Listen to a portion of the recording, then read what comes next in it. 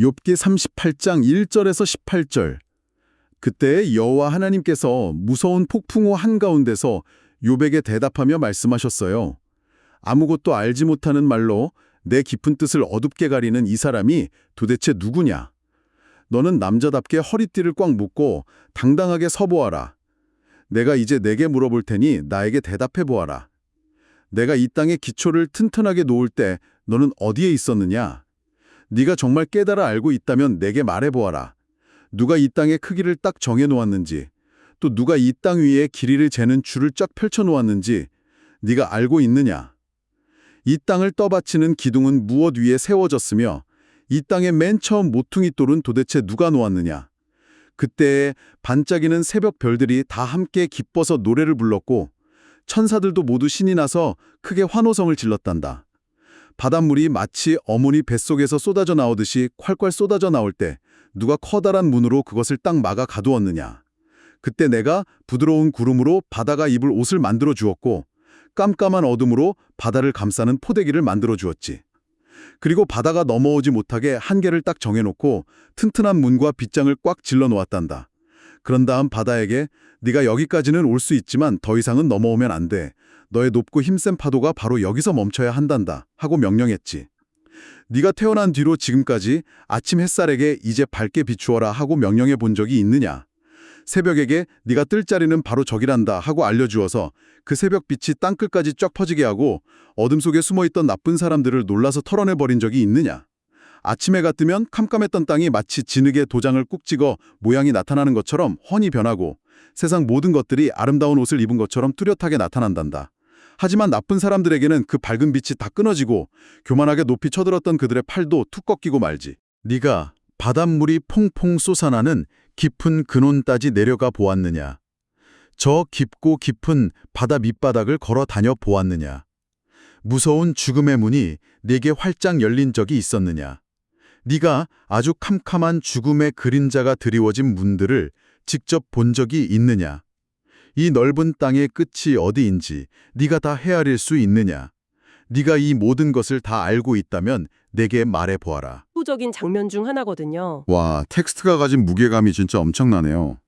오늘 우리가 깊이 살펴볼 임무가 바로 이 안에 다 들어 있습니다. 네, 극심한 고통 속에서 계속 질문을 던지던 인간에게 창조주가 마침내 그 침묵을 깨고 직접 말씀하시는 순간이죠. 그렇죠. 우리가 보통 신이 뭔가 고통받는 사람에게 대답한다고 하면 엄청 부드럽고 따뜻하게 위로해 줄 거라고 생각하잖아요. 보통은 그런 위로의 말씀을 기대하죠. 네, 그런데 오늘 본문은 완전히 다릅니다.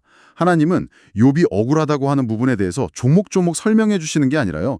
갑자기 그를 막 천체물리학이나 해양학 같은 우주적 창조의 스케일 한가운데로 확 데려가 버리시거든요. 맞습니다. 그래서 이 거대한 질문들이 도대체 무슨 의미를 담고 있는지 해체해보는 게 중요해요. 근데 먼저 이 폭풍우라는 설정부터가 되게 심상치 않은 것 같아요. 아주 중요한 지점을 짚어주셨어요. 고대 근동문학이나 성경에서 이 폭풍우는 종종 인간이 통제할 수 없는 무서운 혼돈과 두려움을 상징하거든요. 아, 폭풍우와 혼돈을 뜻하는 거군요. 욥도 지금 모든 걸 다 잃어버린 인생의 폭풍우 속에 있는 거잖아요. 내 말 그대로 통제불능의 상태죠. 그런데 하나님은 짠 하고 그 폭풍우로 없애주신 게 아니라 오히려 폭풍우 안에서 말씀하십니다. 오, 폭풍우 한가운데로 직접 들어오신 거네요. 정확해요. 그러니까 하나님이 혼돈에 압도당해서 어쩔 줄 모르는 분이 아니라 그 혼돈 자체를 주관하고 꽉 잡고 계신다는 걸 시각적으로 확 보여주시는 거예요. 와, 정말 멋진 설정이네요. 근데 또 욥의 입장에서는 조금 서운했을 수도 있을 것 같아요. 왜 서운했을까요? 자기는 지금 너무 아프고 왜 이런 일이 생겼는지 그 이유를 묻고 싶었을 텐데 돌아온 대답이 너는 내가 이 우주를 설계할 때 어디 있었느냐? 이런 식의 질문 폭격이잖아요. 하나님은 왜 욥의 아픔을 외면하는 것처럼 보이는 이런 화법을 굳이 쓰신 걸까요? 표면적으로는 그렇게 보일 수 있는데 사실 욥이 그동안 던졌던 질문의 본질을 가만히 들여다보면 이유가 아주 명확해집니다. 욥의 질문에요? 네, 욥은 단순히 나 왜 아픈가요? 이걸 넘어서서 하나님이 이 세상을 진짜 공의롭게 다스리시는 게 맞습니까? 혹시 세상이 그냥 막 무질서하게 돌아가는 건 아닙니까? 하고 따지고 있었거든요. 아, 하나님의 그 우주적 통치 능력 자체를 의심하고 있었던 거군요. 맞아요.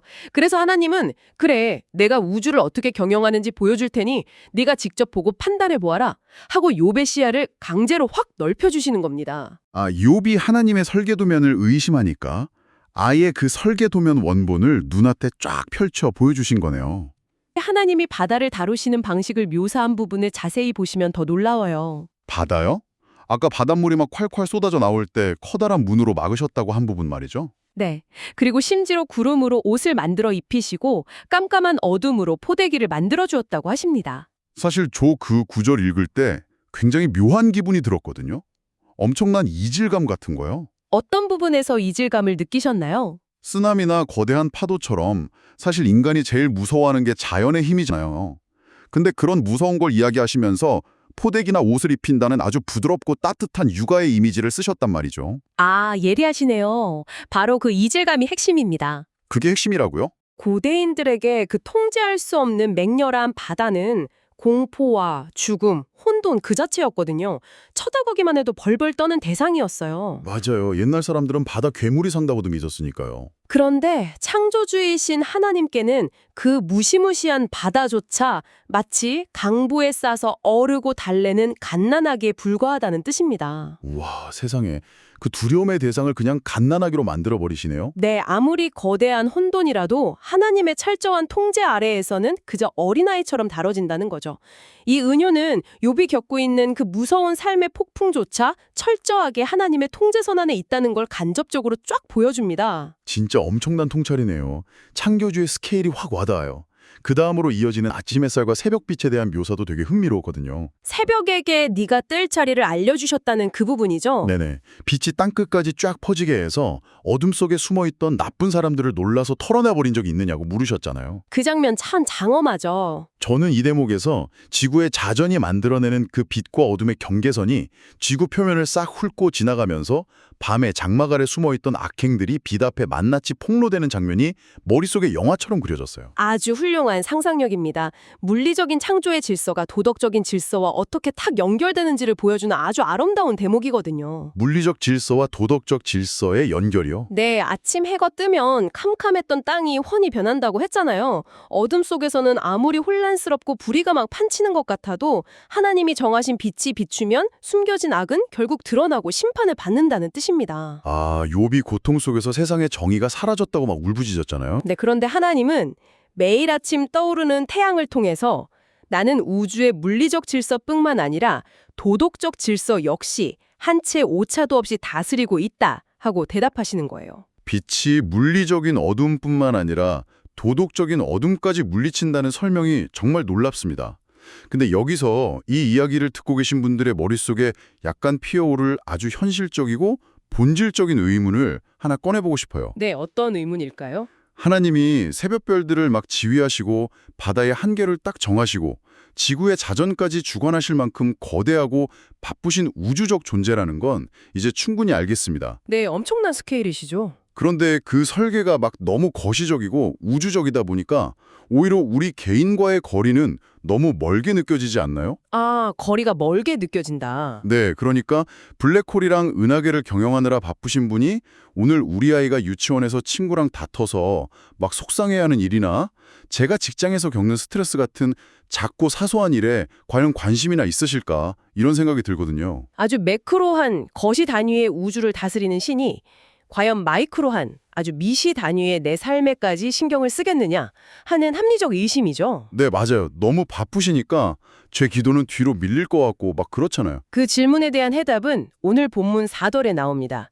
내가 이 땅의 기초를 튼튼하게 놓을 때 라는 문장 속에 숨겨져 있거든요. 기초를 놓을 때요? 네, 여기서 기초를 놓다라고 번역된 히브리어 원어가 야사데입니다. 야사드. 발음이 뭔가 되게 단단한 건축 용어 같은 느낌이 확 드는데요. 정확합니다. 이 단어는 그냥 흙을 대충 쌓아 올려서 우연히 지형이 만들어졌다는 뜻이 절대 아니에요. 아, 그런 자연 발생적인 게 아니군요. 아주 정교한 건축가가 건물에 털을 딱 잡고 치밀한 계산 아래 흔들리지 않게 뼈대를 세우는 과정을 의미하죠. 아하, 구조공학적인 관점에서 접근해야 한다는 거네요. 건물을 설계하는 건축가를 생각해보니까 이 거시와 미시의 연결고리가 단번에 이해가 팍 됩니다. 오, 어떻게 연결되시나요? 만약에 세계에서 제일 높은 초고층 빌딩을 짓는 수석 설계사가 있다고 가정해보는 거예요. 이 사람은 건물 전체가 무시무시한 태풍에 견딜 수 있도록 거대한 뼈대의 하중을 계산하는 사람이잖아요. 그렇죠. 아주 엄청난 일을 하는 분이죠. 그런 엄청난 일을 하는 사람이니까 에이 눈에 보이지 않는 작은 나사못 하나나 철근의 세부적인 성분 같은 건 대충 무시하고 넘어갈까요? 절대 아니죠. 오히려 그 반대입니다. 그러니까요. 안 넘어갈 거잖아요. 전체 구조가 100층 높이의 엄청난 하중을 견뎌내려면 가장 밑바닥에 박히는 볼트 하나의 재질이나 틈새를 메우는 실리콘의 두께까지 완벽하게 통제되어야만 합니다. 거시적인 구조의 완벽함은 이런 미시적인 부품들의 정교함이 뒷받침될 때만 가능한 거니까요. 와, 바로 그겁니다. 하나님이 온 우주의 야사드, 즉 기초를 세우실 때 우주라는 초고층 빌딩의 거대한 하중을 다 계산하셨다면 그 우주를 구성하는 아주 작은 부품인 우리 한 사람 한 사람의 삶도 철저한 계산과 관심 속에 있어야만 한다는 논리가 성립되네요. 아주 정확한 유추입니다. 바다의 파도 높이를 밀리미터 단위로 정해놓으신 분이 내 삶에 밀려오는 감정의 파도나 일상의 아주 작은 흔들림을 모르실 리가 없다는 거잖아요. 그 논리적 귀결이 바로 우리 창조 신앙의 핵심입니다. 그리고 이 지점에서 우리는 구약의 이 욥기 38장이 어떻게 수백 년 뒤 신약 성경의 가장 극적인 장면 중 하나로 쫙 이어지는지 놀라운 연결고리를 발견하게 됩니다. 오, 신약 성경이랑 연결이 된다고요? 네, 11절을 다시 보시면 하나님이 바다에게 네가 여기까지는 올 수 있지만 더 이상은 넘어오면 안 돼. 너의 높고 힘센 파도가 바로 여기서 멈춰야 한단다 하고 명령하셨죠. 네, 튼튼한 문과 빗장으로 꽉 질러 놓으셨다고 했죠? 통제불능의 바다를 말씀 한마디로 제압하는 창조주의 권위입니다. 잠깐만요. 바다를 향한 말씀 한마디의 통제력. 이거 약간 신약 성경에서 제자들이 갈릴리 바다에서 겪었던 그 끔찍한 폭풍호 사건이랑 완벽하게 겹쳐지는데요. 맞습니다. 바로 그 사건입니다. 제자들이 탄 배가 막 뒤집히기 직전이라 다들 공포에 질려서 막 비명을 지르고 있을 때 배 안에서 평온하게 주무시던 예수님이 일어나셨잖아요. 그리고 성난 바다와 파도를 향해서 잠잠하라, 고요하라 하고 명령하셨죠. 네, 그 명령 직후에 바람과 파도가 즉시 순종해서 거울처럼 잔잔해졌죠. 유대인 제자들은 어릴 때부터 오늘 우리가 읽은 이 욥기 말씀을 달달 외우고 자란 사람들입니다. 욥기를 다 알고 있었군요. 그들의 머릿속에는 바다에게 경계를 딱 정하고 폭풍을 잠재울 수 있는 존재는 오직 우주를 창조하신 여호와 하나님뿐이라는 공식이 깊이 각인되어 있었습니다. 그럴 수밖에 없겠네요. 그런데 지금 눈앞에 있는 예수라는 이 청년이 그 창조주의 권위, 즉 욥기 38장의 그 폭풍우 속 하나님의 능력을 그대로 행사하고 계신 겁니다. 와, 제자들의 입장에선 이게 단순히 파도가 멈췄네, 신기하다 하고 놀란 게 아니겠네요. 방금 내 눈앞에서 폭풍을 잠재운 이분이 바로 우주의 기초, 그 야사들을 놓으신 그 창조주구나 라는 걸 깨닫고 진짜 온몸에 소름이 쫙 돋았을 것 같아요. 상상만 해도 압도적이죠. 네, 멀리 저기 하늘에만 계시는 줄 알았던 거대한 우주의 설계자가 지금 나와 함께 이 작은 조각배에 타고 계신다는 걸 그냥 두 눈으로 생생하게 목격한 거잖아요. 이것이 우리 일상에 주는 시사점은 정말 엄청납니다.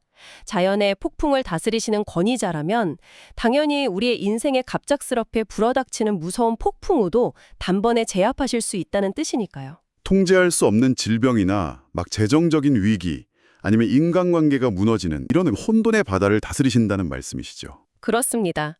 욥기의 하나님과 갈릴리의 예수님이 완전히 동일한 권위로 우리의 일상에 깊숙이 개입하신다는 겁니다. 그렇다면 오늘 이 깊은 이야기를 우리 일상으로 어떻게 가져와야 할까요? 우리는 살다 보면 내 힘으로는 도저히 해결할 수 없는 너무나도 막막하고 진짜 억울한 상황들을 매일 마주하잖아요. 매일같이 그런 일들이 일어나죠. 부모님들은 직장이나 육아에서 자신의 한계로 뼈저리게 느낄 때가 있고 우리 아이들 역시 자기 뜻대로 되지 않는 세상의 규칙 앞에서 막 무력감과 짜증을 느끼곤 하거든요. 맞아요. 어른이나 아이나 다 똑같이 겪는 일입니다. 이렇게 내 좁은 시야로는 도무지 이해할 수 없는 이 캄캄한 시간들 속에서 우리는 대체 어떻게 반응해야 할까요? 흔히 이런 상황을 퍼즐 조각에 맞춰지는 과정에 비유하곤 하는데요. 저는 거대한 교향악단의 비유가 지금 우리가 나누는 이야기에 훨씬 더 적합하다고 생각합니다. 오, 거대한 교향악단이요? 네, 우리가 엄청나게 거대한 심포니 오케스트라의 한가운데 앉아있는 연주자라고 한번 상상해 보시죠. 우리는 당장 내 주변에서 들리는 소리밖에 듣지 못합니다. 그렇죠. 내 악기 소리랑 옆 사람 소리만 들리겠죠? 그런데 어느 순간 내 바로 옆에 있는 악기가 도저히 이해할 수 없는 막 귀괴하고 불협화음 같은 음을 길게 연주하는 겁니다. 우악! 내 자리에서 듣기에는 곡을 완전히 망친 연주 같고 귀에 거슬리는 엄청난 소음이겠네요. 네, 불쾌하죠. 저라도 당장 연주를 딱 멈추고 지휘자님한테 저기요, 지금 저 사람 연주가 틀렸어요. 곡이 엉망이 되고 있잖아요. 하고 항의하고 싶어질 것 같아요.